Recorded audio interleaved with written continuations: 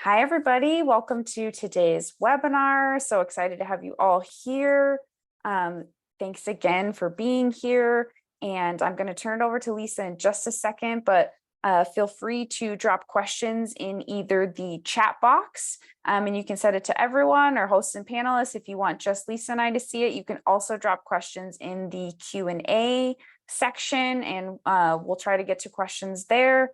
You're welcome to, use any of the emoji reactions as we go along, as you're excited about the content. And then this will also be recorded, and the recording will be available after the presentation. So don't feel like if there's anything you missed or you're trying to take notes on, this is being recorded and this will be available. So with that, I'm going to turn it over to Lisa. So excited to have you here today, and go ahead and get started. Awesome. Thank you so much. Once again, everyone, welcome to DIY product photography for emerging brands. My name is Lisa, and I am a commercial photographer coming to you from Portland, Oregon today in my photography studio. This is a webinar for those of you who are creating your own content, either for your brand or brand you work for, and really looking to elevate your product photography. We'll get into the details on equipment and so much more throughout the webinar, but just know that whether you're shooting with your phone or a professional camera, there will be some foundational information in here that will be helpful, really regardless of your technology. So please feel welcome to stay, even if you're not considered a photographer, maybe yet. And I think there will be a lot to learn. Please feel free also to drop questions into the chat. I've got that open on my end, and I'll keep an eye on that. I definitely want to acknowledge as things come in, and there will be some time at the end as well. Also, while we have a moment, if people want to drop what their brand or product is into the chat, that can help me tailor some unique information to what you guys are working with. And I'll keep moving along here. So a little bit more background on me. If you are not familiar with my work, who am I and what makes me an expert on DIY product photography? Well, before running my own freelance photography business and working with a national agency on some of the biggest names in natural foods, I also was at home creating my own content and learning to build my own brand.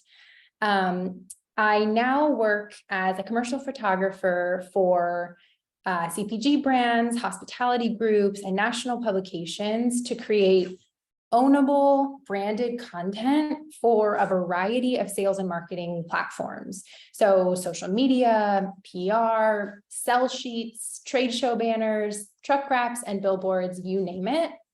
You could say I spend quite a bit of time thinking about how to achieve impactful content. In this webinar, I've really tried to extrapolate some of the big brand advertising philosophies I've learned, as well as those early days of pre-studio at-home photography to bring you some approachable tools for up-leveling your product photography. And that's where we'll focus today. I want to take a look here. I'm sure you guys are keeping an eye on the chat too, but we have some really fun brands coming in: gluten-free cookies, personal care products, broth, incredible. Bars and cookies. I love all these Indian snacks, hard seltzers. Okay, this is amazing. We will have so much to talk about today, you guys. They're almost too much to cover in 1 hour, but this will be a great place to start. So as you may have seen on the webinar link on CPG chat and on Startup CPG on the chat, and then in LinkedIn, these are our key takeaways for the webinar today. This is what I'm hoping to help you achieve. So tips for taking the best product photographies at home, which also might mean your office, how to prioritize for channel specific content, where you can start building your own unique prop collection, and tips for showing your product in unique environments. And that is literally just the start. Let's keep moving here. So we're going to start off with a few main pillars of photography in general. The first being composition. This is something I think about first whenever I'm creating an image, even if it's on my iPhone, just of an experience or a specific branded product image. Composition is really the first pillar here. So let's look through what different compositions look like.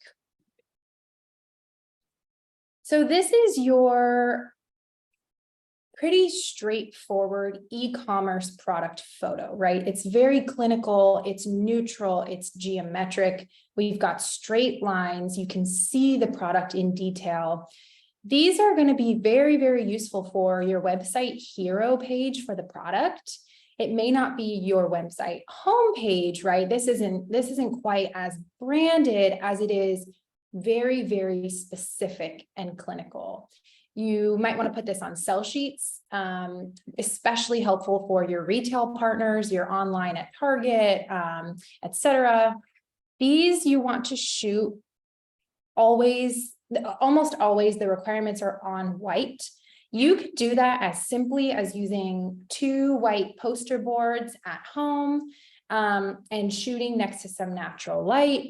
These most often, if you're not working with a design partner, either in-house or third party, these most often will be cut out around the edges and just put on a very plain white. And your design partner or yourself might be adding a little bit of a drop shadow. These in general are very, very specific requirements. Everything needs to be legible. There's not a whole lot of styling going on here. So this is your basic clinical product photo, e-com product photo. The other thing that you might find helpful today throughout the webinar is starting to understand some of the language around photography. Even if you're going to be directing a photography partner for your brand, knowing what kinds of photos you need and what photos you're looking for is super helpful in understanding that transaction. The next composition I love to capture for especially food and beverage clients is your macro shot. So these are exceptionally crisp, high detail shots that are really, really beautiful for showing texture. So you can see the salt flakes here, you can see all of the fresh vegetables, and it really has this visual appeal that I think is so different from any other style of image. I love these for social media. I think they work excellent as a secondary image to your clinical product shot on a website. Maybe it's, maybe your consumer has an option to scroll through multiple images to see the product in its packaging and the product in use. Love a good macro shot. So to shoot these, you really want to have a zoom lens. So if you're working with a professional camera or your phone, either way, try and zoom in as much as you possibly can. Sometimes your phone will have like a little number 2 next to it where you can go in at 2 times the focal length, or sometimes you can just get really, really close. What you want to avoid when bringing your phone, for example, or your camera close to the subject is getting to the point where it's blurry. So there's a fine line there between what's in focus and what becomes, unreadable for the camera lens. These shots are so fun to capture. I really employ you to go and try this one as soon as possible. Here you've got, product next to some natural light in a window, and we're capturing here at a 2, 3, maybe even 4x focal length, meaning your camera's zooming all the way in. Next, zooming out a little bit from that macro shot, we've got an environmental shot here. So this language, this terminology might be interchangeable depending on the person you're talking to or the partner you're working with. But how I think about environmental shots is that they're now setting a place, a time, an occasion, and they're starting to tell your brand story. So you've got some props here. You can almost tell this is dinner time. There's some suggestive nature of the wine and intentional use of the silverware here. Once again, we have the branded feature here with the package in the shot showing, okay, am I shopping for silverware? Am I shopping for fresh peas? What is this image, right? We've got the product really nicely focused here, as well as the real life application. I love these for website, again, as that secondary or third image scrolling through a purchase page. These are excellent for recipe cards and also making marketing presentations, because this is your opportunity, once again, to begin telling the brand story. And I think this is a lovely way to do that. So you can see here, capturing an image like this, like the environmental shot, you're zooming out a little bit. So instead of that tight focus on the macro shot, here you're pulling yourself, being the camera, away from the scene, or you're zooming out to provide more breathing room around just the product and introducing some additional props. This is where lighting and color becomes extra important, because these start to play a role in the entire image. Lifestyle, we're continuing here to zoom out, right? So the product is no longer the main focus of the entire image. How the product lives now is the experience your consumer has with it. So what you want to demonstrate here is how consumers can begin to see themselves in your brand. So everything here becomes very intentional. The setting, which we'll talk more about locations, the props, which we'll talk more about. You're creating a feeling for the entire brand, for your product to live in the brand in a certain world, in a certain perspective. These, once again, can live on the website, but in a different way. Here, you might want this to be your website landing page instead of a specific product page, right? Because this is that big picture view of the brand. These are also amazing on billboards, because as you know, people are walking by and interacting with your media, they want an opportunity to be sucked in and see themselves as a part of that world. Also love this for Pinterest, because they can be slightly aspirational. And then mailers, maybe printed mailers that you're sending to homes that are geo-targeted near your retail locations. An example of capturing a lifestyle shot is you want to be, again, take yourself one level back. So we're continuing to zoom out of that macro shot and look at a wider environment, and we see the surroundings. This is, like I said, again, you want to be far enough that your product is no longer the focus of the entire image, but the focus of the experience. So now that we've gone through quite a few basics, this is certainly not every composition that's ever been possible. There are so infinity amount of ways you can shoot an image, but those are my top 4 go-tos. Now we're going to talk about lighting style. So you might hear this language or see this kind of trend towards crisp or hard light. The way that I think about that in creating an image is you have defined shadows. So you can almost, if you wanted to, trace the outline of the shadow that the product or the props are making. This is very high contrast. It almost feels like midday in the sun. So, you know, sun is high overhead and you've got this great shadow. It's like being outside. It's got this kind of airy, expansive quality to it. When you're shooting direct light at home, it literally means being in the sun, directly in the sun. So if you've got a window that faces toward sunlight coming right in, you can capture your product right there.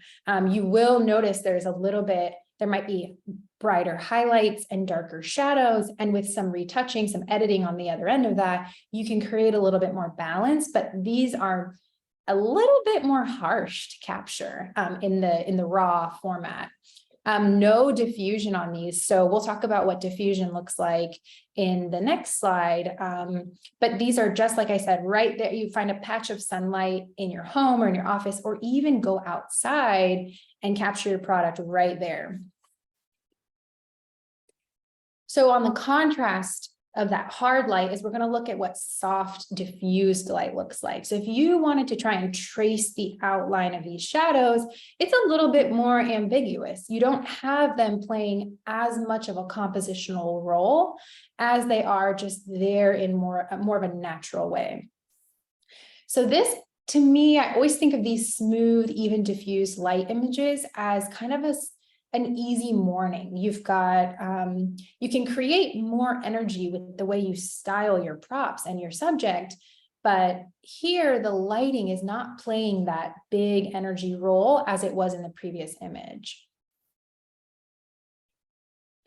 So you might also be shooting this at home near a window, but let's say instead of, if it's sunset or high afternoon and you've got west facing windows, you will probably have direct light coming in. That's great for that previous shot.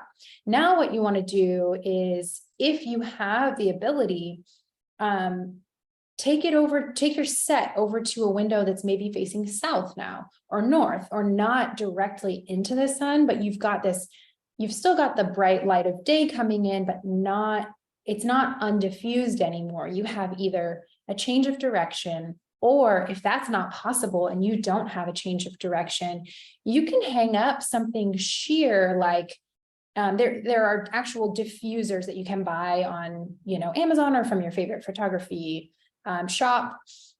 A diffuser is a thin piece of material that acts as a softness, like almost as a cloud on a really sunny day, to break up that light and make it more even and less harsh. So you can hang up a sheet or a diffuser, something really thin in material, and that will then take those crisp, hard shadows and smooth them out. And I think this really allows you to give a little bit more flexibility here with the texture of your product. The hard light shots can be a little limiting and a little harder to work with, depending on what it is you're shooting. But these are a little more foolproof. This is a really great place to start if you are new to capturing photography of your product. So this next lighting style is called dappled light or inconsistent light. There are a couple of different ways to shoot this. So in the first here, you've got your shadows playing a part of this. They're long though. There's not that hard light coming in where everything is exactly the same. You've got some long shadows, you've got some diffused shadows, and little dappling of light coming through. In this second shot here, you've got almost like what looks like tree branches or some plant life. You can almost imagine that this kitchen, this countertop, is right next to a big open window with some element of nature involved. And then this third image on the right is actually a pretty even mix, almost a third or even halfway diffused light and hard light. And that's why I call this inconsistent more than dappled, is you've actually got something blocking that hard light coming in that creates enough opportunity for the light to kind of wrap around and create some even diffusion, but it's not hard all the way through. These are really fun images for creating some visual interest. So if your product, for example, can be used anytime throughout the day and you don't want to, maybe pigeonhole yourself into a single lighting style, you can introduce some of these to create that variety and show, okay, this first image looks more so like morning. This might be a breakfast recipe. And this third image looks more so like afternoon, evening, summer dinner. You want to have a cold salad on a hot evening, and you can kind of see this play of day moving into night. And so really the intention of lighting is to use it to help create that feeling from your brand as a whole and from the image in a single piece. And the last piece on lighting is that there really is no wrong answer here, depending on, I guess, your product, when it's intended to be used. So think about time of day, maybe the mood or energy of the product. Do you want it to be something very quiet and meditative, or is it something that's very high energy and meant to lift the spirit? This might be, the difference between this soft, diffused, maybe darker light to high in the sky, sun bright, shining down, creating more of that vibrancy. With lighting, I think some element of consistency will create more recognizability from your consumers when they are experiencing your content. So it's helpful to have, let's say, 50% or 75% of your content going out within the same general lighting style.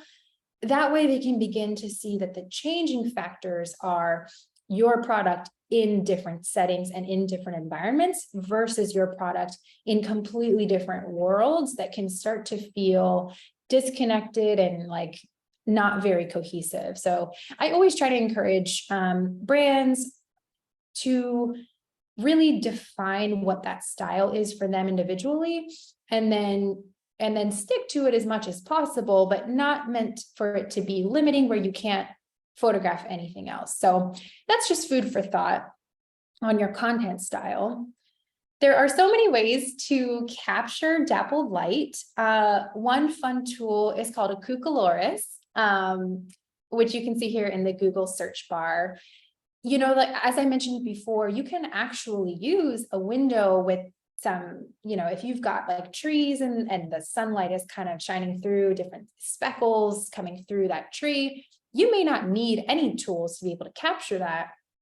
But if you do, you can find a Cucaloris in the shape of inconsistent plants, windows, specific lines. These are really fun and helpful tools. And if you don't know exactly how you want the dappling to come through on your image, you can actually take a plant and hold it in front of the light, and you can look through your phone or your camera and see what's happening as you're changing the motion of the plant, and you can see where those shadows will fall. And it's a really fun exercise to try and play with how the dappling comes into play in your content. Okay, so once you've captured your image, you've defined your lighting style, and then you need to move on to your editing. I would highly, highly recommend, if you haven't already, dive into one of the even mobile apps. Lightroom and Photoshop both offer a mobile version. So if you're shooting on your phone or your team, and you would like to begin playing with how to edit images, I would highly recommend downloading one of those and just toggle through these different features that you can see here at the bottom. So we've got effects, detail, optics, geometry. You can change so many parts of the image that make it more multi-purpose for you. So for example, cropping, you might need a 4:5, a 1:1, a 9:16. You can change all of that here within these editing apps. And you can also change things like colors and lighting. Here you can see that this image on the left is the before. This is the image straight out of the iPhone camera. And it looks a little purple. It's a little later in the day. It's evening. We're starting to see that low light, that golden hour coming in. And I really preferred that this image looked like blue sky, middle of the day, kind of that sun high in the sky that we've been talking about. And because the energy of this product specifically and this box looking like the rays of the sun, to me, this feels more of like a daytime image. And so there's little toggles that you can change on these apps that just adjust the color and lighting, and super, super fun to play with. Highly recommend diving into one of those. They also, if you're not, shooting and editing and posting, or for example, directly on your phone, and you would like to develop a practice for your desktop, Creative Cloud is a product by Adobe, where you can subscribe to different levels of their tools, Photoshop and Lightroom included, and you can test out what it looks like to play with them on your computer. I definitely have so much more to say on editing, but if you have any questions, feel free to pop them into the box, email me afterwards, let me know how I can help you with that. Editing is it can be as simple or as complicated as you prefer the process to be. So I'll keep it simple for today. This is an example of just a screenshot from my portfolio, and wanted to talk about, just like how in lighting, we want some consistency for the consumer's smooth experience understanding your brand. I think with editing, you also have opportunity to really go in any direction you choose, and that can feel overwhelming. So what might be helpful is looking through your content and maybe applying the same edits throughout a batch of content, or capturing in the same style. That way there's some consistency throughout. So here you can see pops of color, bright light. We've got mostly diffused, right? Like soft shadows here. So what you want this experience to be for your consumer is easy to look at, visually digest, and understand. So they're quickly able to recognize your brand aside from others. So planning, after you've understood these three major elements, the composition, the lighting style, and the editing, you can then take all of that information to begin planning your next session. So what this might look like for me in a commercial setting is creating a deck. So I like to put all of my thoughts down on paper. This might help look at, there's an inspiration image here. We're starting to kind of get an idea of what the final image might look like. You know, we're talking about props and styling, the backdrops, the lighting. So this is where, if you have the time and the resources to spend some time planning out your shoot, this is a great place to get organized. You can just create a slideshow and just put down anything that you have in mind. Pinterest is a great place to look for inspiration images, as well as Instagram, and any of these like super visual platforms will be really helpful.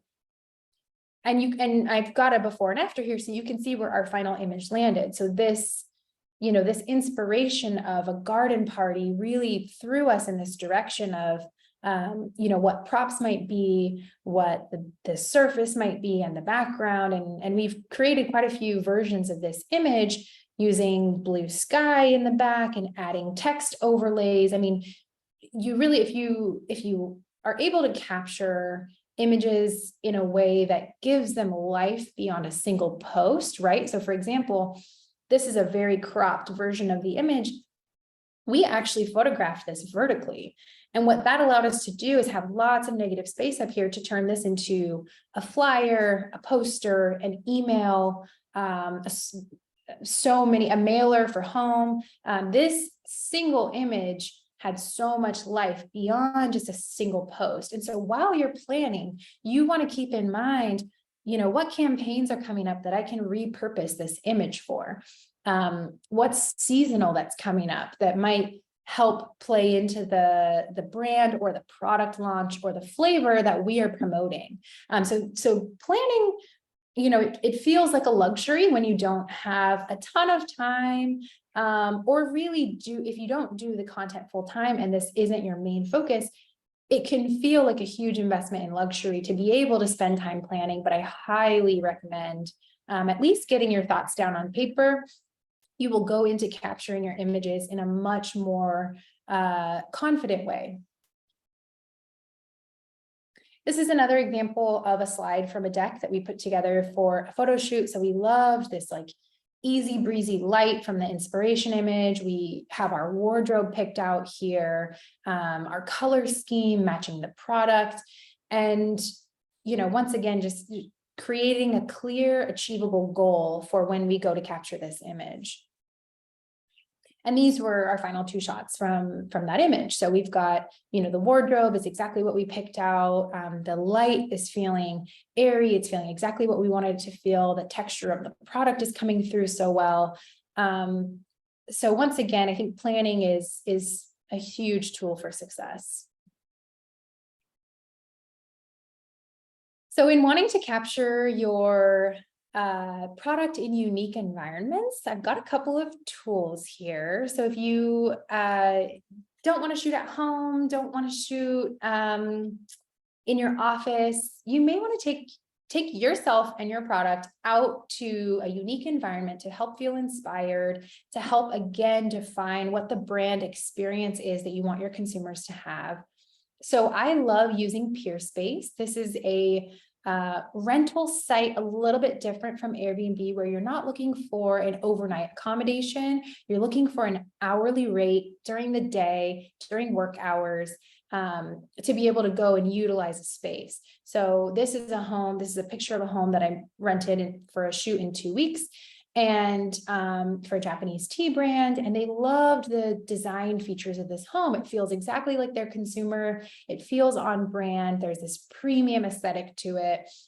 You can look through Peerspace and there will be, depending on your area, in my area in Portland, Oregon, we have thousands of home locations, co-working space locations, other photography studios, and a lot of them are by the hour. So if you and your team just need 2 hours to go rent a space, it's a lot more flexible than booking a couple of nights at an Airbnb to have a full day. Airbnb, alternatively, is a nice option when you can't find what you need, or you need multiple days or an overnight experience. Airbnb is wonderful. There is usually, if you're doing commercial photography, there's usually a clause outlining what's allowed, but for home use or for your own, personal brand, I don't think that there are regulations around that. Commercial is really the difference in that business transaction. And so creating your own content, I think, is a little more flexible. Restaurants, you may be able to partner with a restaurant using your price, especially if it's somebody who uses your product. So if you're selling a certain ingredient to their kitchen or to their bar, they may let you come in and shoot some product photography while they're using it, and that could be some really fun action shots, maybe of the consumer experience if they have people, friends and family you want to bring in.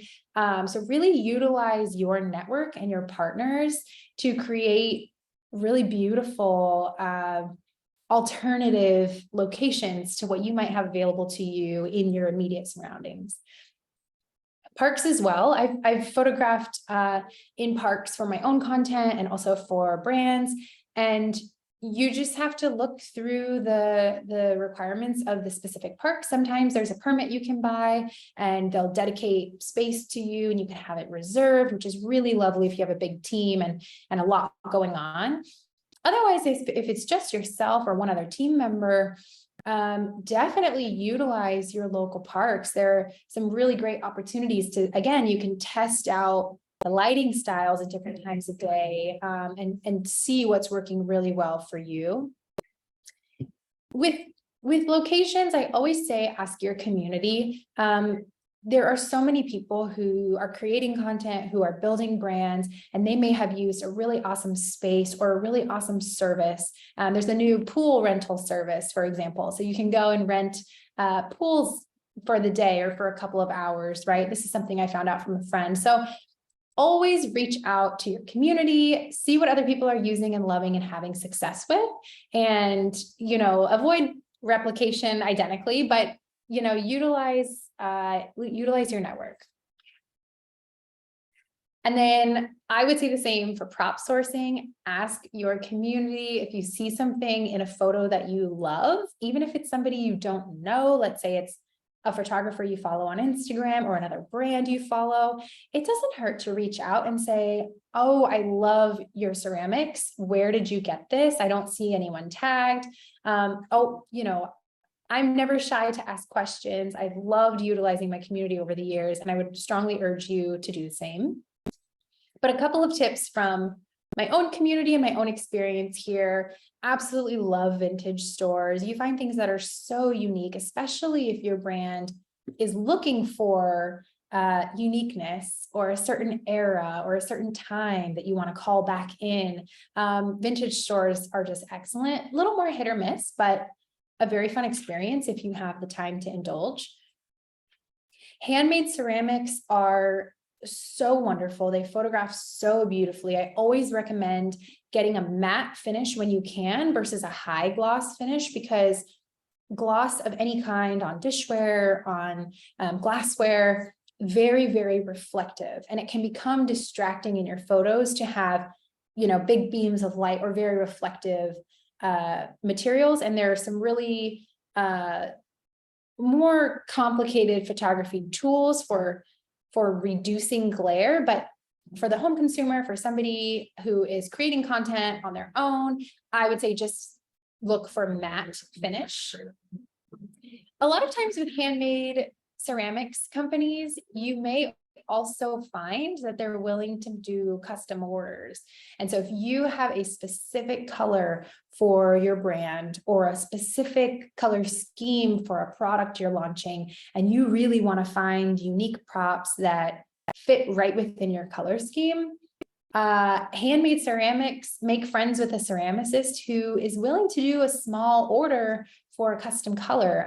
This is something I've run into in Portland, and it's really awesome when you can build that relationship. Personal touches here. This really means just bringing your own unique perspective to your brand. Most often people are starting a company or a product because they have a personal belief in it. They have an experience that brought them here. So don't shy away from bringing some of your personal background into your photography, letting your product live in this world that you helped create, if that's the case for you. And then, of course, your big box stores. I'm not shy to going to Target when I have to, or Amazon, to find really some nice staples for your prop collection. It's ideal to support the smaller companies as often as possible, and sometimes you just need what you need. And so I would say always look in a variety of directions when you are shopping. And then nurseries and plant stores. I have found so many unique risers and props and plants that really bring an image to life, and would never really have thought to shop at a nursery or a plant store for props before. But even linens, you can find some really beautiful and unique pieces at shops that you may not have thought about originally. So definitely reach out to your community, keep your eyes open as you're around in town, living your life, running your business. And with that in mind, you will start to see more and more as you go. So that's it, you guys. I wanted to leave some extra space at the end. Let me know if that's okay, Jesse, but if there's any questions or if people want to chat through struggles they've been having or anything else.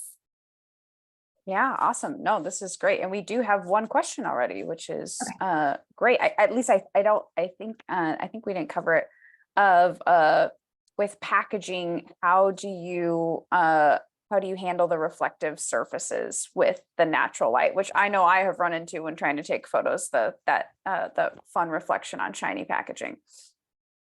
Totally. This is so common. So many of the plastic wrapped or glass products have this really, really shiny surface. There's a couple of ways you can get around that. One of them is a matte spray, which is just kind of dulls anything that it covers. And so you can spray product with a matte spray. It's really, really common for glass bottles. It will affect the appearance of the label a little bit. So I would say test it on something first before doing that for like maybe the final image. Have some backup packaging to use if that doesn't work. And the other option is using what's called a polarizing filter. You can use, so kind of like polarized glasses, if you've ever been wearing those and you've kind of seen that when you tilt, you've got interesting glares or light that comes in different ways. That's because it's not a smooth diffusion.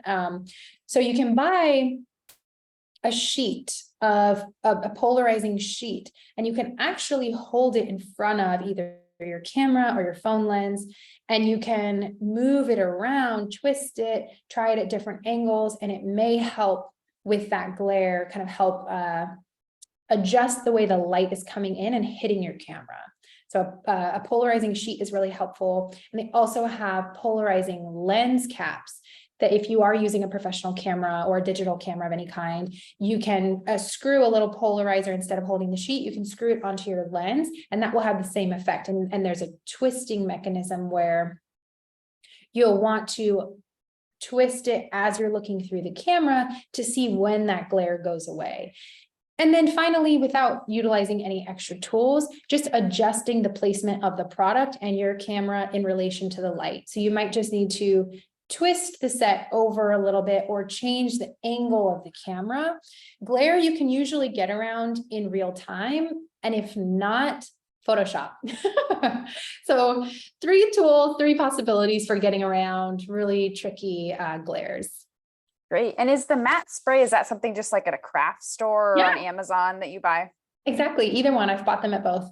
Okay, great. Then we have another question, a really good question. How do brands know that they're ready to outsource to a professional commercial photographer versus DIY? And what should you look for when choosing a photography partner? It's such a good question. Oh gosh, so many answers coming to mind. So the first part, how do you know when you're ready?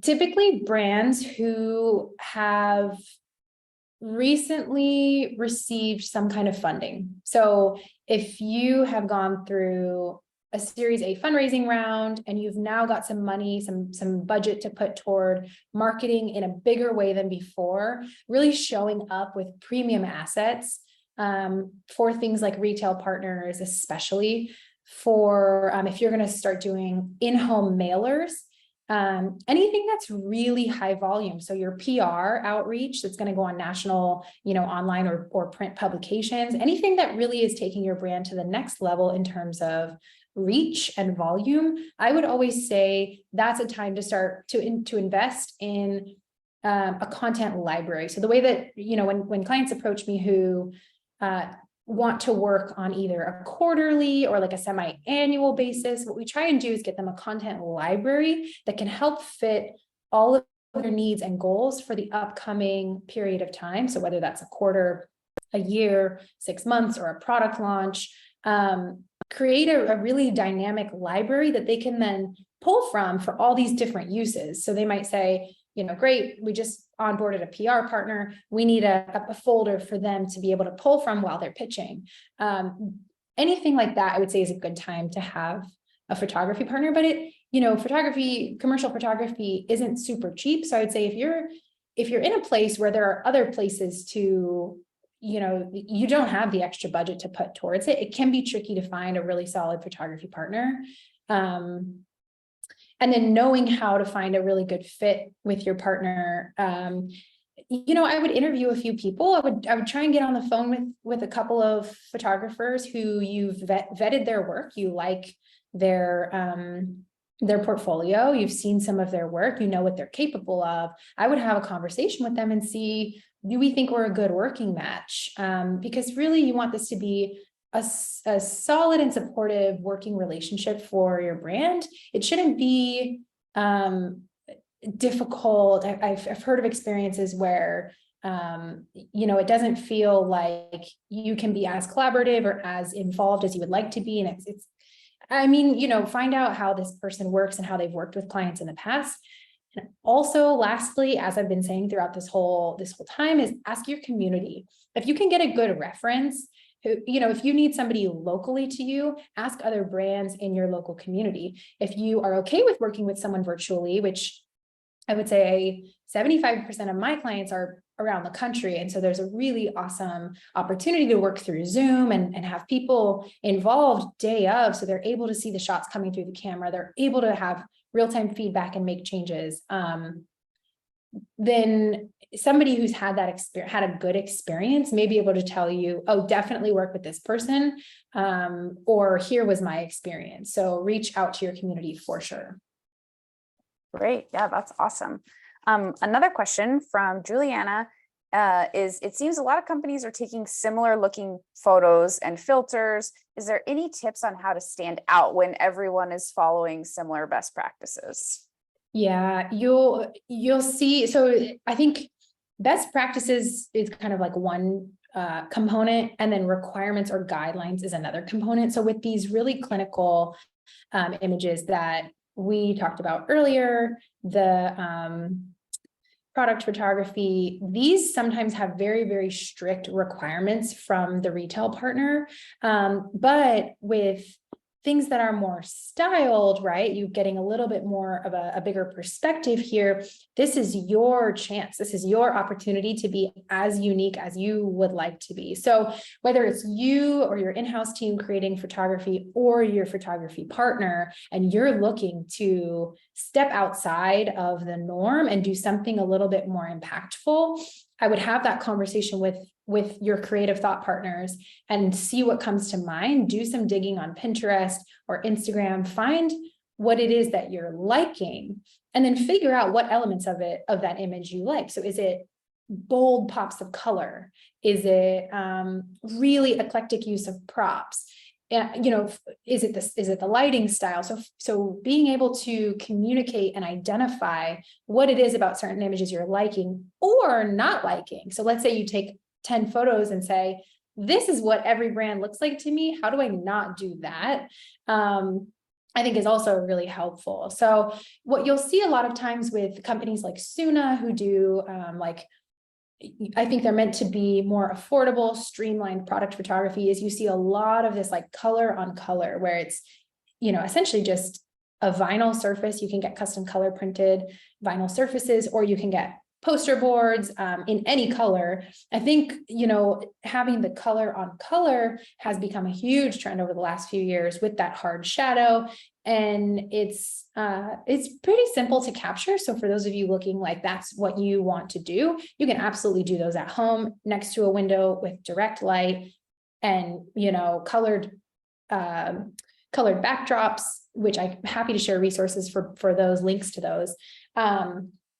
You know, but it really does take some care and thought and time to identify what it is that you want to do beyond that. And really just pulling inspiration images is a great place to start to do that. Great, that's super helpful. And then you may have answered some pieces of this, but and I think we just answered the question. You just answered kind of not producing content that's trendy. I think the questions came in at the same time. But any other tips for like what an ideal photographer for an emerging brand might look like?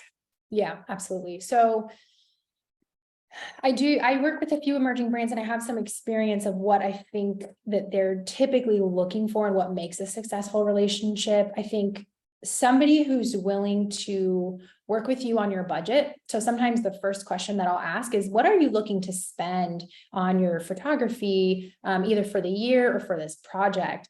And within that number, what I'll try and do is break that down a few different ways and say, here's a menu of options for how I think we can achieve what you're looking for on budget. And so I think being able to find someone that, you know, it's kind of rare that somebody's not like, this is my day rate, you know, bye. Like, so I think being able to find someone who's willing to work with you on this kind of sliding scale. Part of the cost of commercial photography is what's called licensing.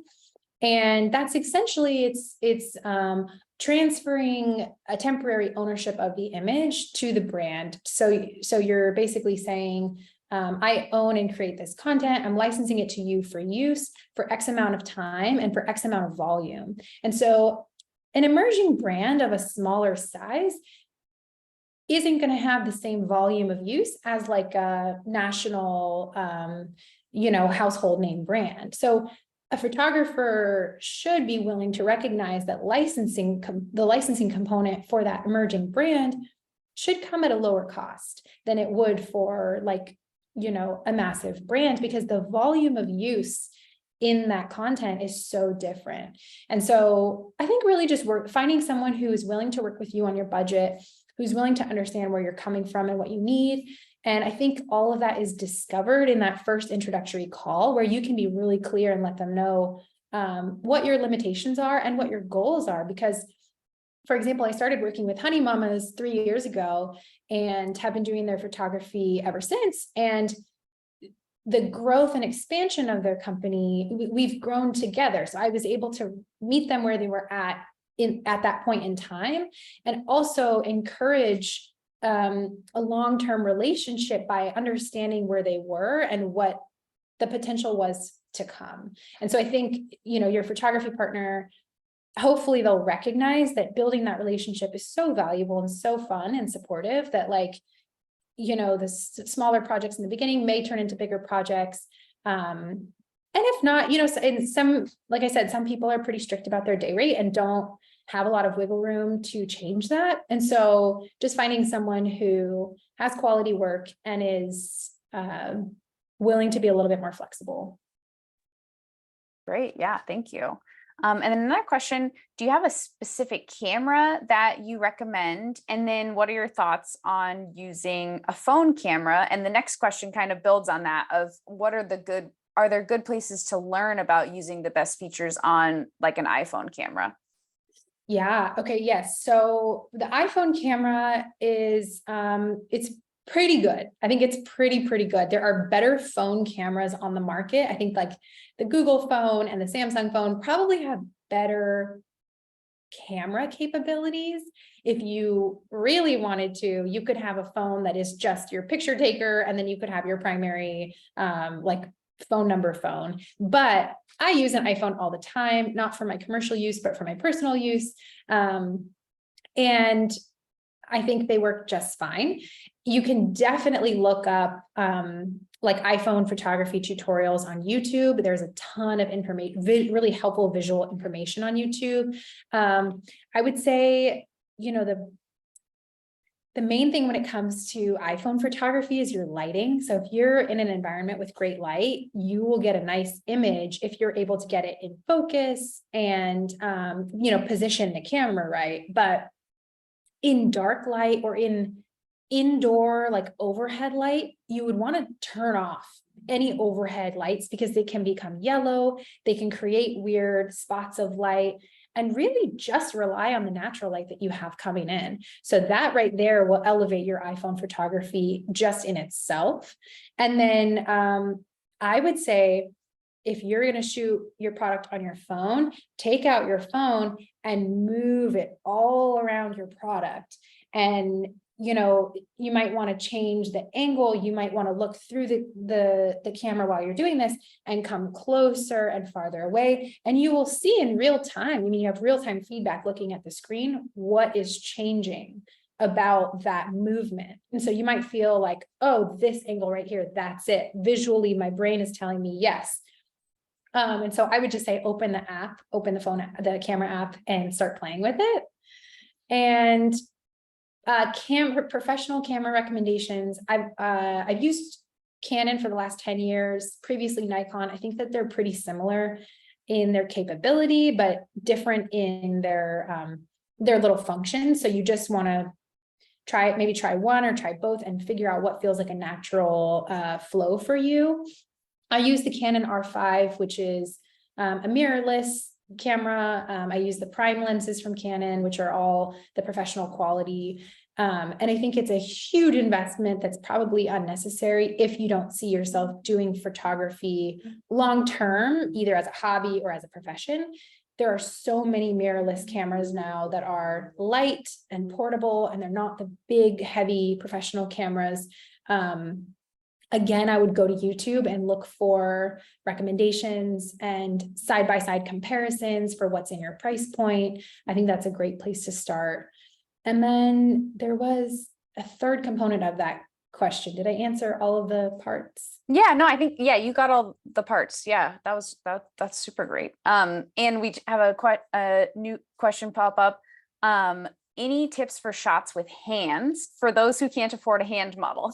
Yeah, absolutely. Oh my gosh. Yes. So again, before doing like transactional brand photography, I would just ask my friends, my family. Sometimes it was my own hand.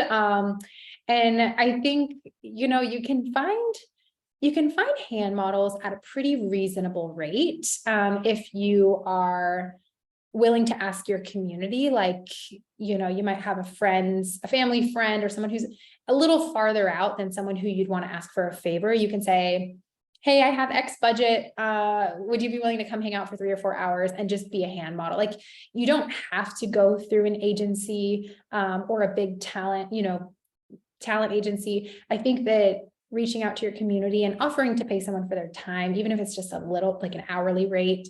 The other alternative is if you are on the path to hiring support, like an assistant, an intern, a marketing team member, you could potentially write into their job description that assisting with photo shoots and hand modeling when needed is a part of the job, and something that you're really looking for support with. And so I would say, again, utilizing your team, utilizing your network, and utilizing yourself when you have to.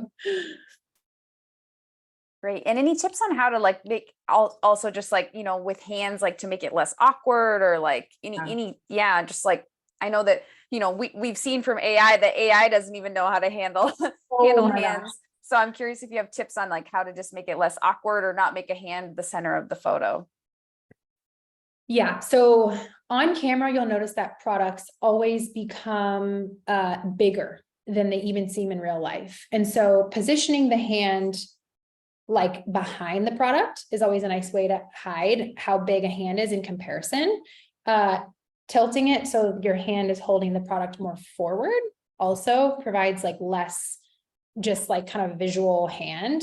So pulling it back, pulling it to the side, and then I coach people through the shot where I say, okay, thumb a little bit straighter, or bring your pinky in. It's like, you literally just have to explain what you're seeing on camera and help coach them to avoiding that. So a lot of times people want to stick out, like I see this all the time, people want to stick out their pinky, and then I'm like, okay, pinky in, and you kind of like coach where you need things to be. So it's just a very verbal process. And sometimes taking a photo of what's not working and showing the hand model and saying, this is feeling really stiff. Can we try, your wrist at a different angle, or, reaching from a different part of the image.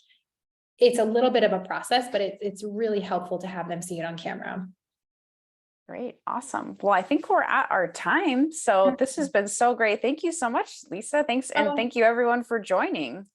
Yeah, thanks so much for having me. It was a pleasure. Please feel free to send any questions, any follow-up questions over, and I will see you guys out there on the internet. Great. Awesome. And like I said, this recording will be available if there's anything that you want to go back and look at, re-listen to. So we'll have this in our library, and the link will be available soon. Awesome. So thank you all. Thank you, Lisa. Thank you, everyone. Have Bye. a great day, everyone. Bye.